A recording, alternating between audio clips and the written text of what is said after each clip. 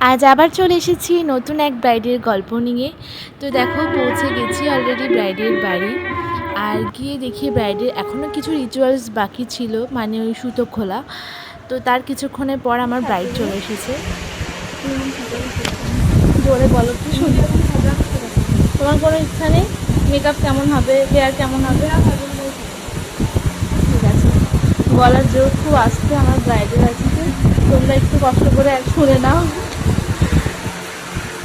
তোমরা কি আমার ব্রাইডের কথা শুনতে পেলে? ভীষণ আস্তে কথা বলে। আর বুকিংটা যেহেতু ব্রাইডের হাজবেন্ড আর ননদ করেছিল আমায়, তো ব্রাইডের সাথে এর আগে আমার সেভাবে কথা হয়নি। আর ব্রাইডের সাজার ব্যাপারে কোনো আইডিয়াই ছিল না। ওর ননদ যেটুকুনি যা বলার আমাকে বলে দিয়েছিল কেমন কি হবে, তো সেই মতোই আমি করেছি।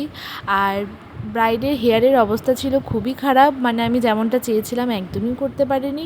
আমি তো হেয়ারে চিরুনিই দিতে পারছিলাম না। গায়ে হলুদ আর বিয়েতে সাজার পর হেয়ার স্প্রে দেওয়ার পরে চুলের অবস্থা খুবই খারাপ ছিল।